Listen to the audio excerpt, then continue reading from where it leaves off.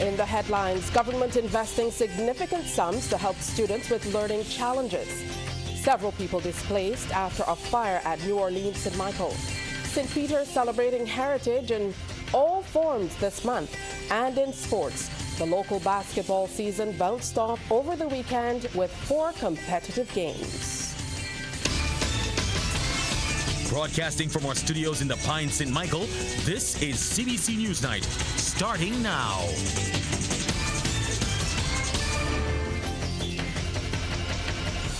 Good evening and welcome. Thanks for joining us. I'm Tisha Hines.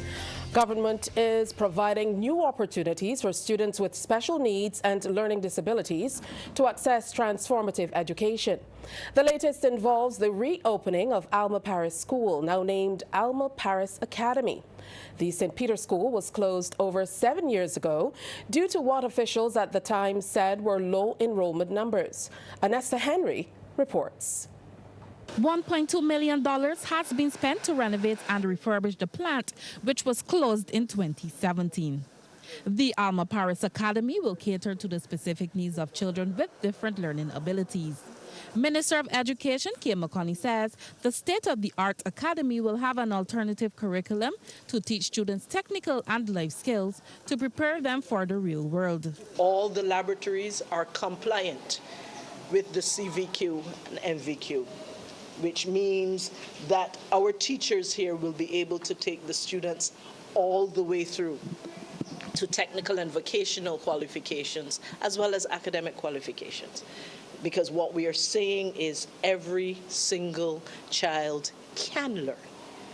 We simply have to create the right kind of environment with the right kind of teachers who understand how children learn differently and are able to respond to the child.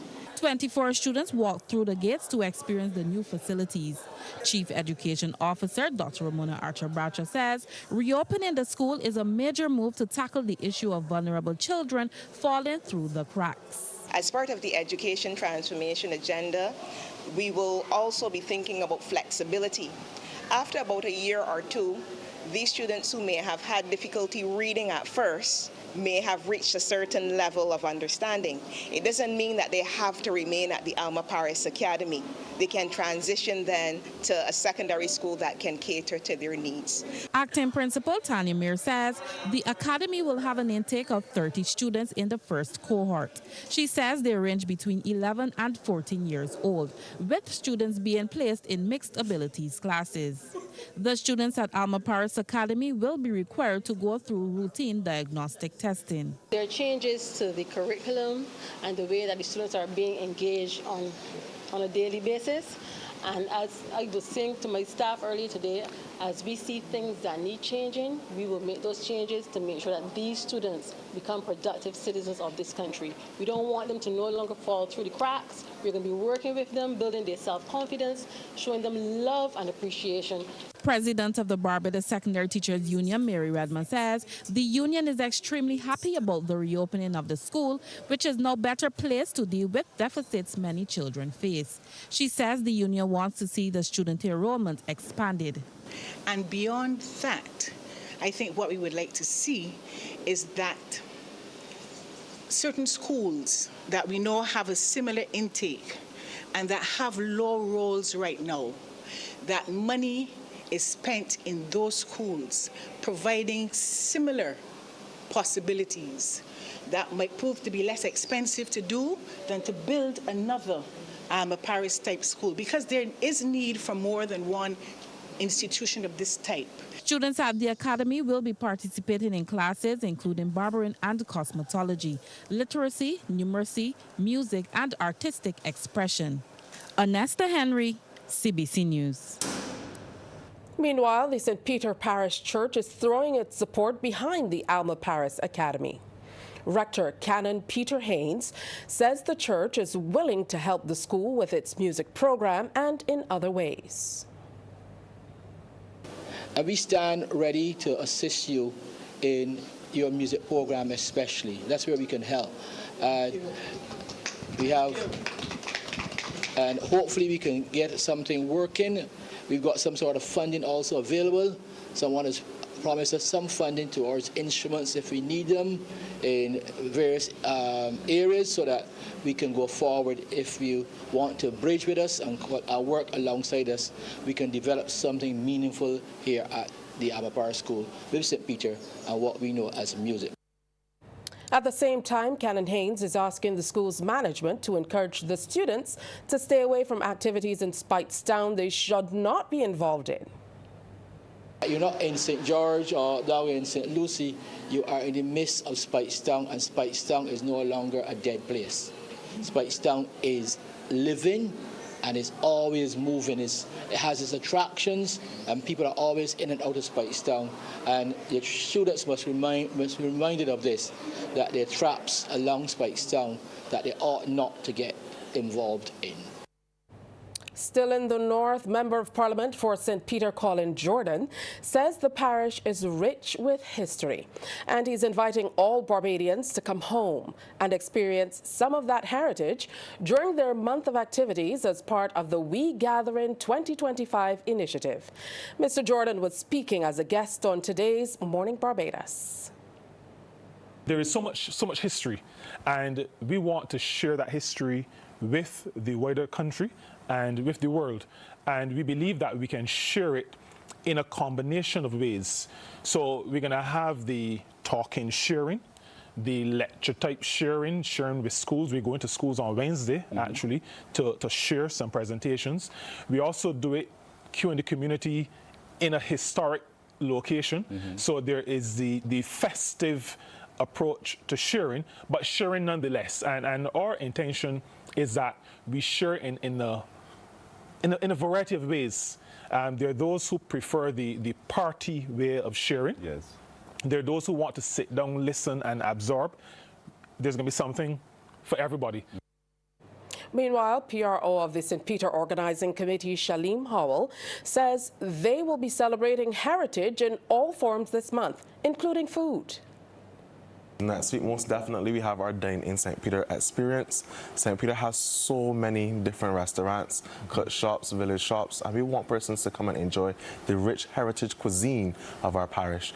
So we have a wider range of menus from breakfast, lunch, and dinner being offered at special accommodated prices.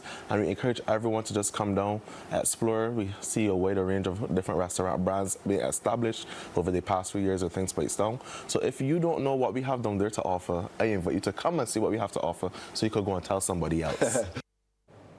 We shift gears now to let you know 8 people have been affected after the island recorded its 8th fire for the year. The afternoon blaze has left one house destroyed and a shop and a bar in 9th Avenue, New Orleans affected. 2 fire tenders, one from the Bridgetown port and the other from the Bridgetown Fire Station, responded to that blaze. There were 9 fire officers under the command of Divisional Officer Marlon Small and Station Officer Angela Revere. Member of Parliament for the city, Corey Lane, says neighbors sprang into action, and he's given kudos to the fire officers for their quick response. Of the 4 houses affected by smoke damage so far, all of them said they have relatives, mother-in-law, etc. that they can go to, that they will be able to be accommodated, because I've already been in contact with the ministry and the Minister of People Empowerment, who expressed that they'll be able to provide any assistance that is needed, but so far everybody seems to be able to be accommodated.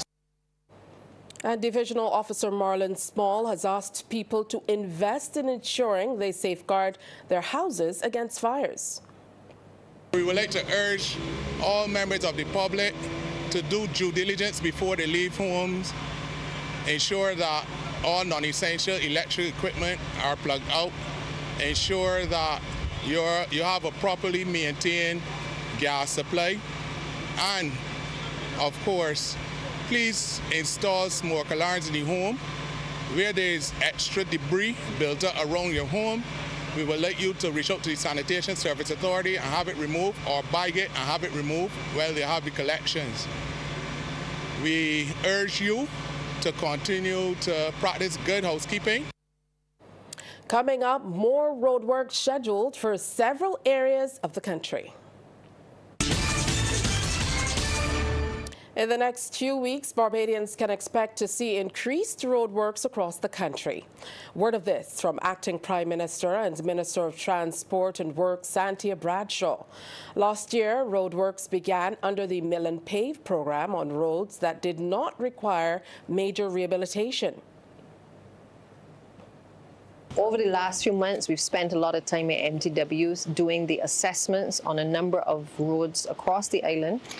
Many of these roads have come up out of complaints on social media. They've come about as a result of representations from the members of parliament. Also in relation to Parish Speaks, which has served as a vehicle to be able to raise awareness about a number of roads across Barbados that are in dire need of rehabilitation. And we've taken all of that into account. And across the various programs, we've placed a number of these roads so that we can start again in the dry season a number of road works programs across the entire island. So while we have works ongoing in the Scotland district, we also have works going on in relation to the CAF program as well. Minister Bradshaw says a new set of work began today in Chelston Avenue and Freehill, both in St Michael. She says this is the beginning of an accelerated program of work, which in some cases will be complex work and will require drainage and other road improvements. Other roads will be a straightforward mill and pave project.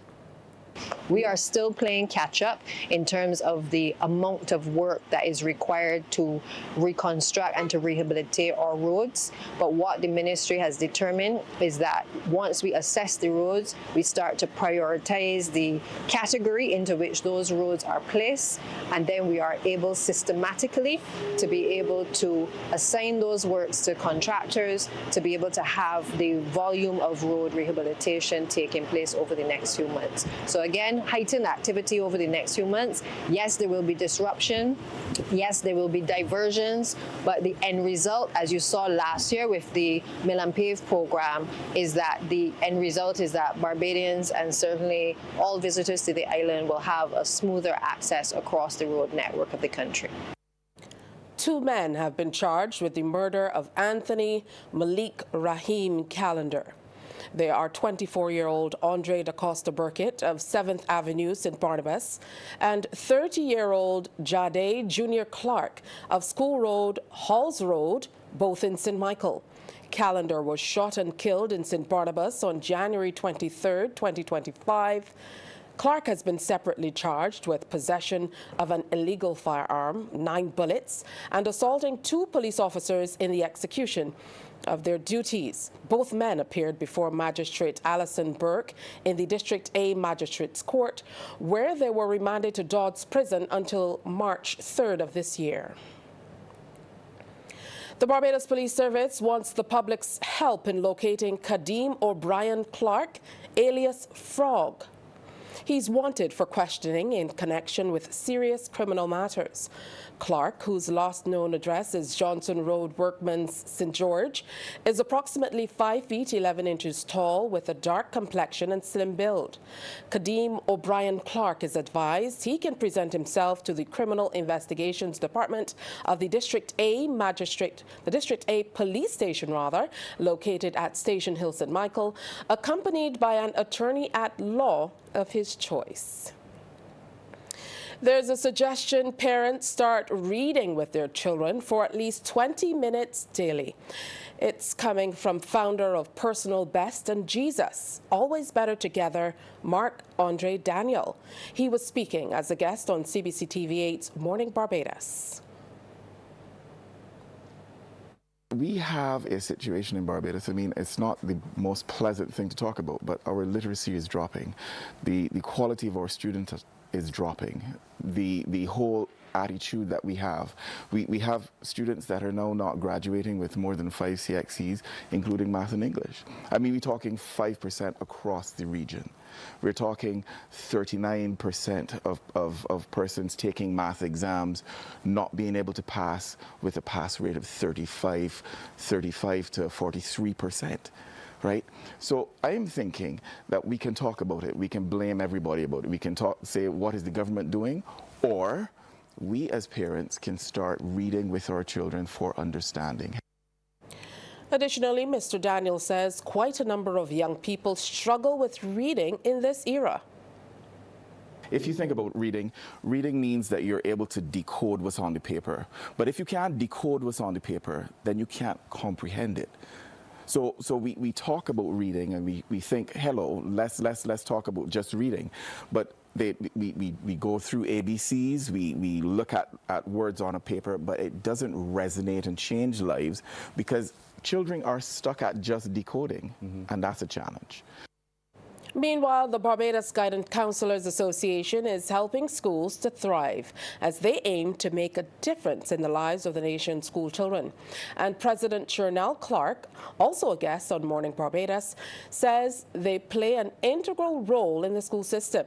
She made the comments ahead of the association's week of activities. We know that our role is so widespread that our efforts, even as we work together as an association, you will realize that over the past couple of weeks there have been, unfortunately, deaths in the schools, and we were the ones who went to the schools together to offer that support to the students and to the staff. So we know that our role is so important, even in what we do with the summer work experience program, the career showcase that is about to come up, and so much more, that we understand that our role is important enough to help schools thrive in every area.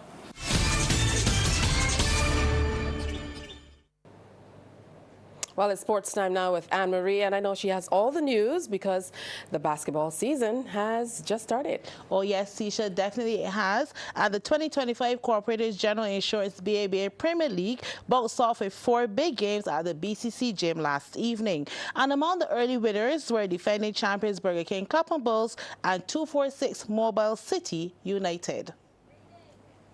Also claiming opening wins were Pioneers over National Sports Council Combined Schools Tridents at 78-71, and Warren's All-Stars who defeated Camp Smart Assurance Heat by 17 points, 85-68. To football news now, Weymouth Wales moved to the top of the BFA Premier League with a 5-1 thrashing of Wharton last night when the action continued at the Wildy Turf. CBC's Anmar Goodrich-Boyce reports. BFA Premier League action at the Wildy Turf. First match featuring Ellerton in purple against Pride of Gore Hill. 23 minutes on the clock. Good save initially, but the rebound falls to St Barrow. That's 1-0. But a few minutes later, it was 1 apiece. Good build-up from Gore Hill led to this. Therese Crawford arrives center stage. Pick it out the net, son. All squared. 1-1. Jaheim Headley restored Ellerton's lead to make it 2-1 after halftime. So let's skip to the second half. Gore Hill in search of the all-important equalizer to keep their unbeaten run intact.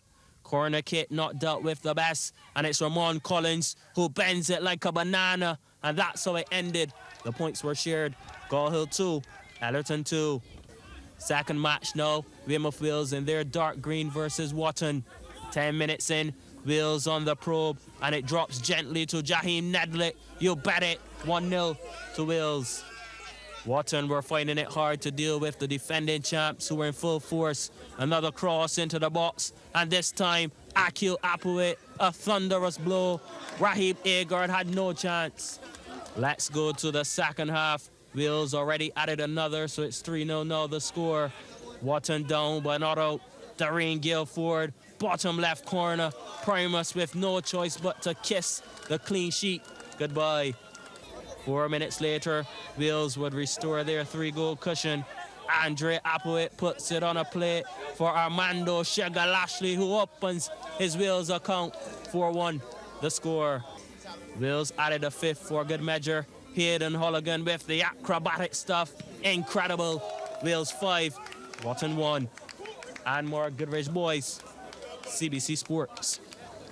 In the nightcap fixture, Kickstart Russian Paradise Bay to a 2-2 draw. Christian Gill opened the scoring for Paradise in the 7th minute before Shad Paris equalized in the 21st. Kickstart then took the lead in the 57th thanks to Kamari Johnson, but Mark Bushell salvaged a point for Paradise with a goal 2 minutes later. The next games are scheduled for Thursday at Friendship. Now, as promised, the BABA Premier League started last evening at the BCC Gym with wins for City United and for Clapham Bulls. Defending champions Bulls have sent the message out early. They are aiming to keep that title and came in red hot against Lakers as the season bounced off over the weekend. A key march with the dunk that sent them into the half, up 48-32. And Bulls just kept the pressure on and extended that lead. Rashid Miller going for a big one and sinks it. Lakers were pretty much playing catch-up all game, but when all hands were on deck, the baskets were accomplished. Finishing the play there was Scott Wharton. The Bulls were firing at all cylinders. Maynard, the man again, to pull the trigger. Just to show you how much on point they were, Maynard gets the rebound and goes for the long pass. Almost out of court, Anton Winter gets a hand to it, and there is Marsh to deliver a floating three. Undoubtedly, the boys in red were in all-star mode. Backed up by teamwork like clockwork at the end of the third, Bulls had a 33-point lead, 75-42. Lakers did have their shining moments, albeit in the losing cause. Keith Burkett nailing this one. Lakers played their best game in the final quarter. Burkett with another three. But the writing was pretty much on the wall, and Simeon Maynard was the man who led their charge, here with 2 of his game-high 21 points. Bulls totally dominated Lakers to start their title defense on a winning note. The final buzzer goes as they take the 30-point win, 98-68. And just like Bulls, City United in the pink dominated their opening game with the Cavs after a 26-15 first quarter lead. In this, the second with all hands on deck, that lead was maintained. Theo Greenwich comes up big and salutes his supporters. On the counter-attack, the Cavs showed they had what it takes to come up big too. Just inside with a nice long-range basket was Zachary Cave. But City were in the driver's seat. Markelly Downey pulls the trigger and it's effective. 3 to the cause as City had a 43-36 lead in the half. On the back foot now and shooting up court, Cavs tighten their defense. Watch the steal, and Devron Knight is the man to go coast to coast. Cavs trying to keep it as tight as possible. We're heading back down court, City in control again, and out the far corner to land another 3 to the tally is Downey. Actually, the three-pointers kept coming. This time is the Ronnie Hurley to bank it. City end the third, up by 7. So it was still anyone's game for the taking. Cavs steal and they're on the break. Stefan Otley shakes the defenders. It's off the rim, but right there to mop it up is Adriel Brathwaite. But City will not relinquish that lead. This time it's Kazarian Adams from the arc. And from here, City went into overdrive. Hurley to Greenwich, big money deposited. The game is about to be put to rest. The clock ticks down. Otley with one last attempt, but it won't be. City United takes first dibs for the season, beating the Cavs 81-75.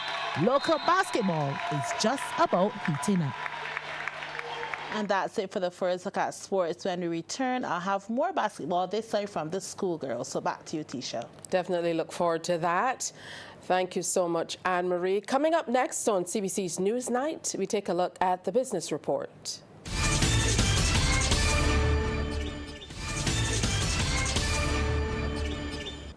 Skincare appears to be a growing priority for many Barbadian men and women alike.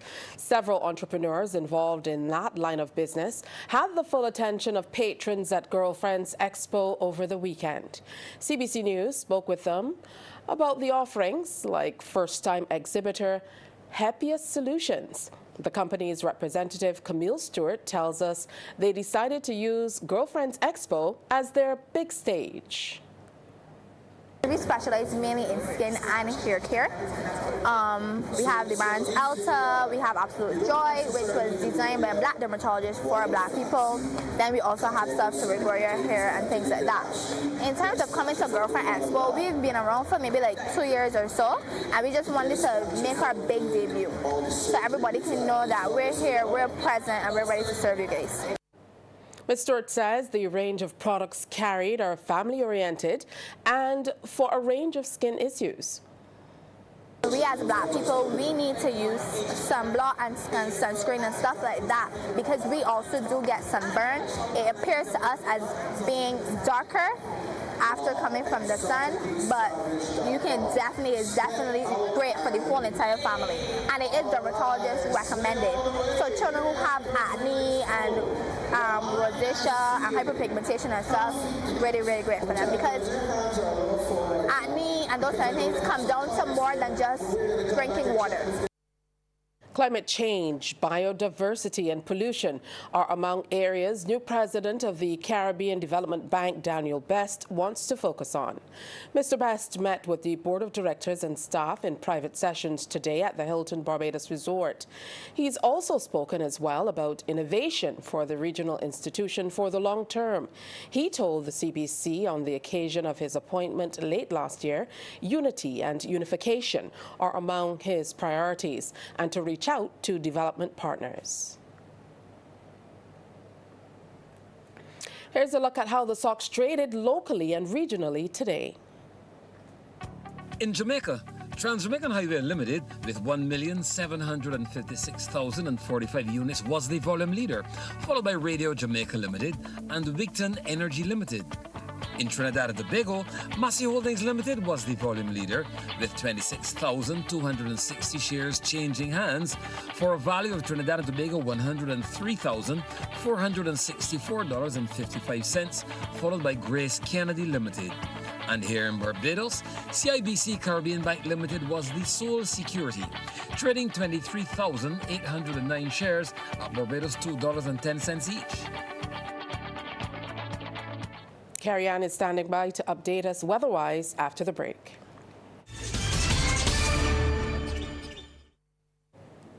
Well, Carrie Ann is here, and she's telling us all about dry weather conditions.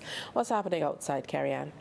Well, good evening to you, Tishia, and good evening, everyone. It's quite dry, Tishia, at this time. The high-pressure system is our dominant feature. As a result, we had mostly fair skies. Now, the winds are moderate to breezy across the region. They're peaking at 21 knots. Meanwhile, the seas, they remain above normal. We do have a small craft advisory in effect. The maximum temperature today was 29 degrees Celsius, the minimum 25 degrees. At present, the temperature stands at 26 degrees Celsius. The relative humidity 73%. The winds are coming in from the east. We take a look now at some atmospheric conditions across the region, where those temperatures are ranging from 24 to 27 degrees Celsius. The humidity shows moisture is building over there in Antigua as well as Trinidad, and the winds are generally moderate across the region. We take a look now at our satellite feed, where the ridge pattern was our dominant feature. We had dry and stable conditions, just a few passing light showers early this morning. The winds are peaking at 21 knots, those seas moderate to rough in open water, with swells peaking at 3 meters. We are urging small craft operators as well as sea bathers to exercise caution.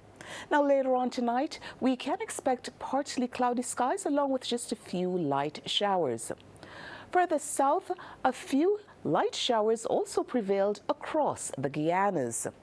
Over now in the Western Caribbean, it was mostly fair, along with just a few passing showers across most of the islands. Well, that's our first look at the weather. After the break, we'll have the forecast.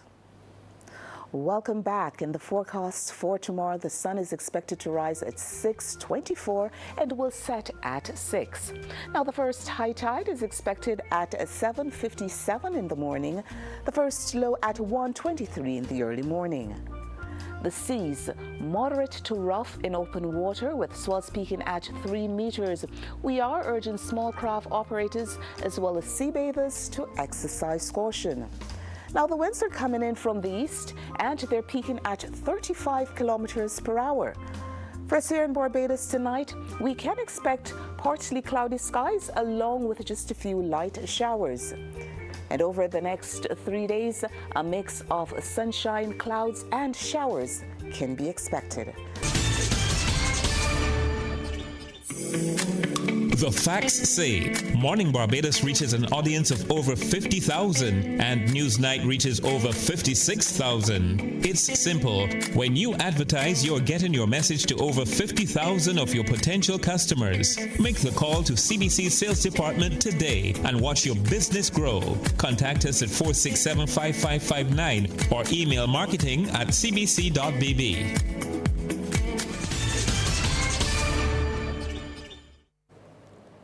All right, welcome back. It's time for a second bite with Anne-Marie Burr. Yes, and I promise basketball is down to the final 4 teams in the National Sports Council's Schoolgirls Basketball League. Queen's College will take on the St. George Secondary, while Springer Memorial have a date with the Lodge School. CBC's Alma Parris Boys reports on the quarterfinal match featuring Springer Memorial and Lester Vaughan. Who will book their spot in the semis? We're about to find out. Springer Memorial taking on Lester Vaughan. First half proceedings, Azaria Aline mark it down. It's the answer to the trivia question. First hoop of the contest. But the game was very open early on.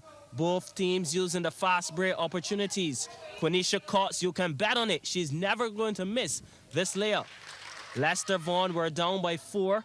Alyssa Eiffel, the touch. Nice fade over Azaria Aline. Let's take another look. How do you defend this? She tries to put her hand to the face. Didn't work. Eiffel with her first points. But the Queens of Government Hill were in search of the crown. Quick transition and Amira Clark. She scored 4 points. This was a ding-dong battle. Lester Vaughan bringing the heat as well. Cox, this is just too easy. Complimentary stuff. Here is Clark again, same result, Springer with a 1-point lead, 13-12 at halftime. Into the second half, business end of the match, change of ends. Aline on the runway, takes off and lands 2 more points for Springer. Springer with a 2-point lead, but not for long. Cox like an express train, non-stop service to the rim. You might not see much better moves than this. Game tied at 18. But A is for amazing, and it's also for Azaria Aline. Whatever you can do, I can do better. Springer with the advantage late on. She had 21 points in the match. If you thought that was good, check this out. Quick hands from Aline, and the rest is history. That's the sound of victory.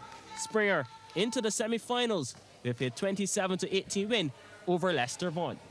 And more Goodrich Boys, CBC Sports.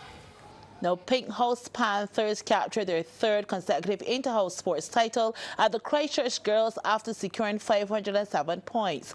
Orange House Dragons were 2nd with 461 and Blue Aqua Sharks 3rd with 325. Again, it's Anmar Goodrich Boys.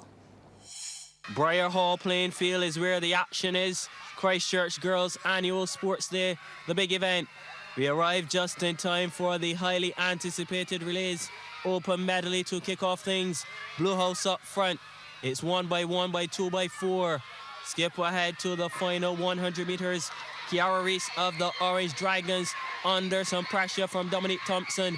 Can she hold on? Yes, she can. Thompson of the Aqua Sharks was 2nd. And Celicia Griffith of the Pink Panthers 3rd.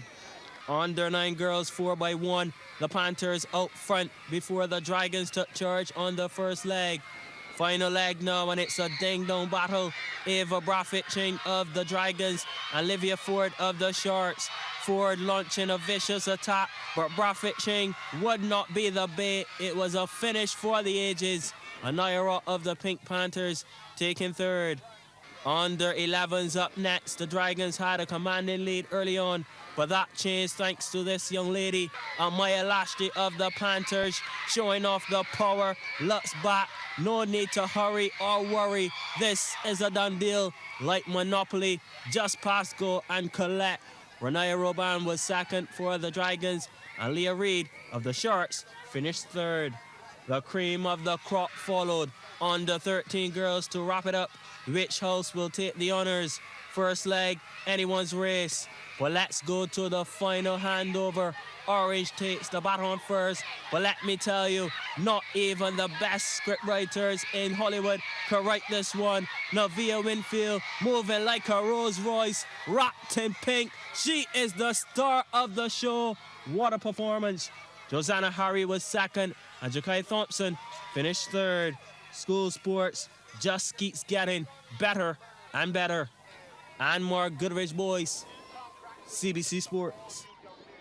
And that's it for sports. So back over to you, Tisha. Thank you so much, Anne-Marie. So happy to see the young ones out and enjoying sports already. We'll return with more after the break.